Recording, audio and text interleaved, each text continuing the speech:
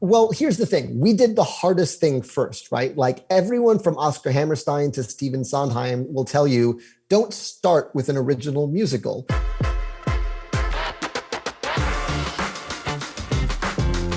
I would say 80% of musicals are adaptations of other things. Even the masterpieces. West Side Story is based on Romeo and Juliet. Gypsy is based on a memoir.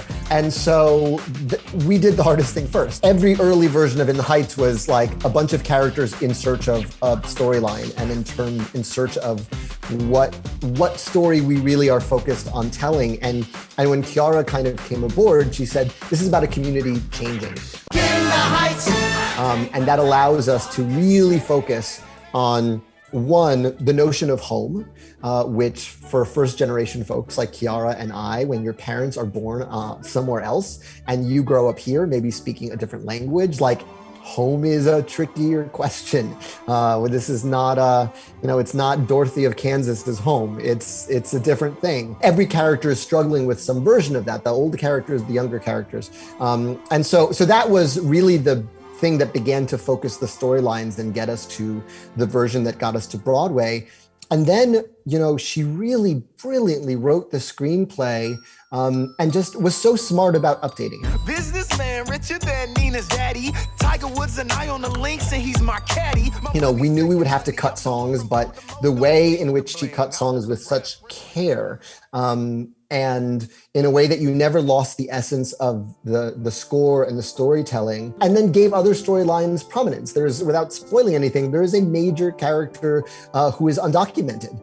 That is the front page conversation for Latinos living in the United States right now. And I think it's like what art at its best can do, which is if you walk a mile in someone else's shoes through a piece of art, like you can't go back to the issue the same way. Like knowing this character is struggling with this, like makes it much harder to otherize people in the conversation that happens so much around immigration. And then there's the central framing device, Usnavi is telling us a story and he's on a beach. So already fans of the original music are like, it's just so smart. I'm a street light choking on the heat.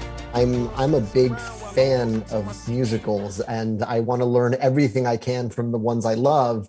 And we really took a page and a half out of the Fiddler on the Roof structure, right? Sounds crazy, Here is Tevye, and he's welcoming you to his village of Anatevka, and he's going to introduce them to you in sort of concentric circles. Here is my family. Here are the families and the roles we play. Here are the special types in our village. Here are the outsiders in our village. And here we are. And so we kind of do a similar thing here, Usnavi's our Tevye, and then we're going to meet Abuela, who's the closest person to him. Then we're going to meet the businesses on the block. Here comes Kevin, here comes the salon ladies, and then here come and then here comes Benny, and then here comes Vanessa. So it's and then with every chorus kind of expanding and we're seeing everyone's journeys really to his store. It's from waking up in the morning to what you need to do to survive, and getting out the door and getting that cup of coffee and starting your day. And then of course Jon M supersizes that, right?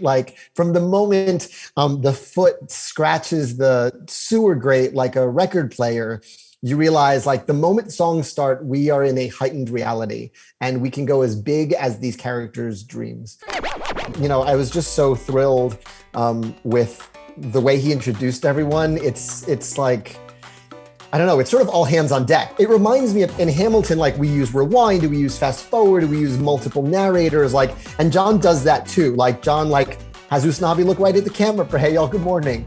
He gives us the full Spike Lee behind the feet, up to the salon ladies as they're crossing the street. He kind of throws the kitchen sink at it, and in the most glorious way, because you are not meeting one character, you are meeting a community in motion. The shot that makes me cry every time is there's a shot of this superintendent with a mop who goes like this at the end of the second chorus. That was the superintendent of the building we were in. And he was facilitating things for us to shoot in the lobby. And Jon was like, hold on a second, stand over here. And just threw him into the movie. And to me, it's one of the most affecting images in it. And so, I really appreciate that about Jon, is that he plans, and he's a meticulous planner, but then he also allows for whatever magic is happening to happen. For me, the fun is Usnavi is super methodical when he's talking to his friends. And then when he talks to the woman he loves, it all goes out the window, right? So he's fun when it starts. It's silly when we get into these crazy hypotheticals. You really want some bread, then go ahead, create a set of goals. And it's rhyming 6 times on the line. And then Vanessa goes, what are you doing? And suddenly it's what am I doing? What am I doing? It takes half of the cash. And he's trying to find the beat. It's really he's carrying all his words, and then Vanessa looks at him and he drops them all. It's Harry Potter spitting out the pumpkin juice in movie 4. And then accidentally saying I love you very much. Okay, let's take it over to Sonny. Yo, in 96,000, I finally fix house. Sonny, and I always point this out when I'm talking to school groups who are performing in the Heights, he's the youngest character, and he's the only character who wants to better his community. He doesn't say, I'm going to go party. I'm going to go, buy a house. He says I'm going to fix this neighborhood and I'm going to change the world. And everyone's response is, oh, you're so cute. So it's sort of the bittersweetness of that. This kid has not lost his ideals for a second. And it's nice dreaming kid. And so, the fun in writing that one, in my first draft, writing for Robin was amazing, because Robin De Jesus is a force of nature. But those lyrics, politicians be hating, racism in this nation's gone from latent to blatant. I think when I first wrote those, what I was thinking about in the news was the governor of Arizona. It was Jan Brewer, and she was introducing some insane policy where anyone suspected of immigrants had to carry their immigration papers on them at all times. And we were what country are we in? And I remember performing that in Arizona.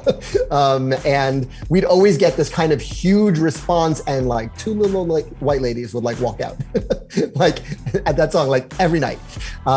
And so that's what it was sort of in regards to. I had no idea the past administration was going to be on its way, and it would make who would begin his campaign by demonizing immigrants and making them into this horrible other in his rhetoric. So it did go from latent to blatant to virulently blatant and hateful. And I wish that lyric were less relevant than it is. If I won the lotto tomorrow, the first verse is really again, that's the most Freestyle Love Supreme influenced in terms of he's finding the rhymes as he goes, and he it's, if I won the lotto tomorrow, well, I know, I really wanted it to feel he's just grabbing the words as they come to him. And then when he comes in with that hook, I really think that's really where I dialed into Chris Jackson's voice and what it can do, and kind of never let go. That, for real though, is a Chris Jacksonism. He's for real though, that's what's up. Those are the 2 things, those are the 2 verbal ticks he will say the most. So then to turn that into music, for real though, and then building off that was the first time I really sort of stopped writing Benny as this fictional character that lived in my head and started writing to Chris Jackson's strengths. And then of course, Corey Hawkins is just so incredible in this movie, and the way he sort of carries that spirit forward is really fantastic. Yo, Mom, it's me. Turn my tickets. Well, listen, Check 1, 2, 3 is a call and response as old as hip hop itself. I remember trying to find the original, and I just went down a wormhole because everyone who uses it doesn't credit it. But I remember, I think I first heard it on a Fuji's Vocab remix, and then Black Star, and then KRS-One with Boogie Down Productions. That Check 1, 2, 3. So I like them kind of bringing a little more old school 80s hip hop flavor to their thing. And yeah, and then they bring in the full reggaeton beat, and then there's no going back. It's really fun. It's really fun to see all of them together. The elevated train by my window doesn't Vanessa really became the character she became once I wrote It Won't Be Long Now. And I wrote that between 2003 and 2004. It was, and it's interesting because it was one of the times where nothing was really happening on the show at all. We had done these presentations, we'd had a little interest, but nothing happened. Like, it was just sort of like, okay, I guess we'll keep writing it until people are interested enough to try to put this on. And there was a year where I really did nothing but write that one song. And now looking back on it, of course, that's the song I wrote, because it's all about yearning. It's all about the distance between your dream and where you're sitting. I was a substitute teacher. I had quit full-time teaching because I thought In the Heights was going so well, and then nothing happened. And I was there. And so Vanessa became this sort of really yearning character. And she just brings that into 96,000. She doesn't come in with like, I'm going to party. She comes in like, I'm out of here, you guys. And Usnavi responds accordingly, but she does bring that sort of Eponine yearning into what is like, until then, like a really like fun, vibrant hip hop number. For opening night of In the Heights on Broadway, I gave Mandy Gonzalez a CD with the 16 songs that were almost Breathe before I finally got to Breathe. Her songs were always the hardest to write. And I think it's because they were so close to the bone. And someone pointed this out to me in an interview yesterday, like everyone else's songs are a little more complicated, and Nina's are like, breathe, let me listen to my block. When the sun goes down, like and it's hard work to get that simple. And the first draft of Breathe didn't have the bridge. It was just the verses. And that's how it existed off-Broadway. And then between off-Broadway and Broadway, I created the bridge, which I think is the reason the song speaks to people the way it does. It's the neighborhood singing in Spanish.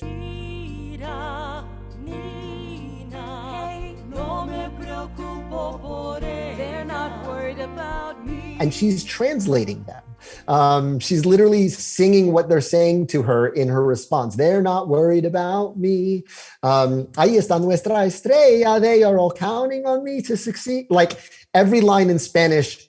And again, first of all, like how much is that our lives when we are the code switchers in our community? Like we're translating on behalf of our community. But it's also, they're all so sure. And the only person who isn't sure is her. And that is very real. And it's heartbreaking. It's doubly heartbreaking for me to watch because our friend Doreen Montalvo, who sang that part on Broadway, sings the role in the movie. And I'm so grateful that we just never imagined anyone else doing it.